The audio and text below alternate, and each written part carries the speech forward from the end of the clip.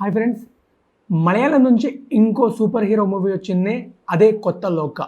ఎవరైతే మూవీ చూసారో వాళ్ళకి ఈ వీడియో, ఎవరైతే మూవీ చూడలేదో ప్లీజ్ స్కిప్ చేసింది ఈ వీడియో. మూవీలో క్యారెక్టర్స్ వచ్చేసి కళ్యాణి ప్రియదర్శిని మెయిన్ క్యారెక్టర్గా ప్లే చేసింది. మన హీరో నస్లాన్ గఫూర్ అదే ప్రేమలో హీరో సపోర్టింగ్ క్యారెక్టర్ ప్లే చేసిండు. అండ్ ఇంకొన్ని క్యామియోస్ ఉంటాయి, అవి క్లైమాక్స్ అయిపోయిన తర్వాత రివీల్ అవుతాయి. అవి వాటి గురించి తర్వాత మాట్లాడుకుందాం.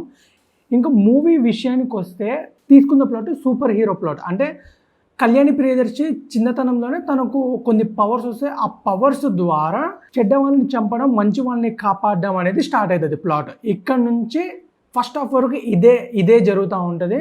కాకపోతే తనకు చావు ఉండదు, తనని చంపగలిగే ఆయుధము ఉండదు. సో కొన్ని సంవత్సరాల నుంచి బతికే ఉంటుంది. సో కళ్యాణి ప్రియదర్శిని ఒక ప్లేస్ నుంచి ఇంకో ప్లేస్కి చేంజ్ అవుతూ ఉంటుంది ప్రతి 20 ఇయర్స్కి. సో ఇందులో కూడా ఫస్ట్ ల్యాండ్ అవ్వడమే ఒక ఊర్లో ల్యాండ్ అవుతుంది సూపర్ హీరోగా ల్యాండ్ అవ్వడం అంటే యాక్చువల్గా ఏమనుకుంటారు, ఓకే కళ్యాణి ప్రియదర్శిని ఒక సూపర్ హీరో ల్యాండ్ అయిందంటే ఊర్లో ఏదో బ్యాడ్ జరుగుతుంది, ఒక కొత్త విలన్ పుట్టుకొస్తాడు అన్న రేంజ్లో ఎంట్రీ ఇచ్చారు కళ్యాణి ప్రియదర్శినికి. కాకపోతే స్టోరీలోకి వెళ్ళే కొద్దీ ఫస్ట్ హాఫ్ వరకు సేమ్ ప్లాట్ మీద నడిపించిండు. కానీ ఫస్ట్ హాఫ్ తర్వాత ఆఫ్టర్ ఇంటర్వెల్ బాగుంటుంది, కొంచెం గూస్ బంప్స్ వచ్చినట్టు అనిపిస్తుంది. కానీ ఇంకొంచెం క్యారీ చేయొచ్చు దాన్ని తీసుకున్న ప్లాట్ని. ఓకే, సెకండ్ హాఫ్ విషయానికి వచ్చేసినంత వరకు కళ్యాణి ప్రియదర్శిని సూపర్ హీరో రోలే, కాకపోతే టోటల్గా ఎలివేట్ చేయడు క్యారెక్టర్ని ఎక్కడ కూడా. ఆమె చూపించాల్సిన తన పవర్స్ ఎక్కడ కూడా ఫుల్ ఫ్లెడ్జ్డ్గా చూపించదు. అక్కడ కొంచెం మూవీలో మొత్తం ఒక 3-4 టైమ్స్ జంప్ చేస్తుంది పైకి కిందికి. అవే గూస్ బంప్స్, అవే ఎలివేషన్స్ అనుకుంటారు కానీ బట్ ఇంకా బాగా తీయొచ్చు.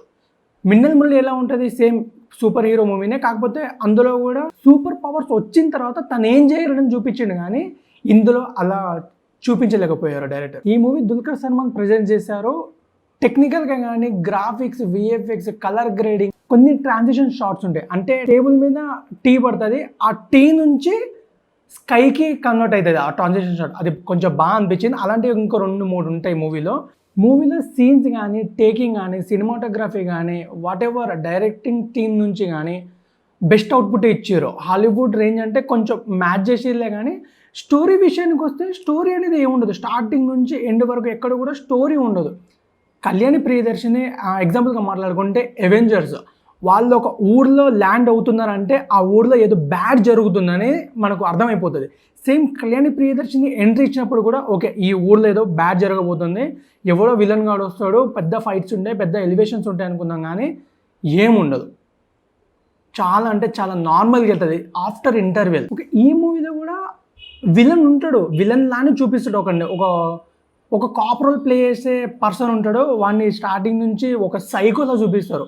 వాడిని చూస్తున్నంతసేపు వామ్మో మూవీ ఇంకెట్లుంటుందో క్లైమాక్స్లో, ఈడేది ఇంత సైకో నా కొడుకు అనిపిస్తుంది. కానీ వాడి క్యారెక్టర్ కూడా ఏముండదు, చాలా నార్మల్గా ఉంటుంది.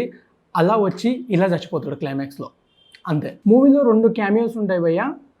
అందులో టొవినో థామస్ ప్రీ క్లైమాక్స్ ముందు ఒకసారి కనిపిస్తాడు, and Dulquer Salman last total titles అయిపోయిన తర్వాత కనిపిస్తాడు. ఎక్కడైతే కళ్యాణి ప్రియదర్శికి నీడ్ ఉంటుందో అక్కడ ఎవ్వరు కూడా హెల్ప్ ఉండదు, ఓన్లీ కళ్యాణి ప్రియదర్శిని మాత్రమే ఉంటుంది.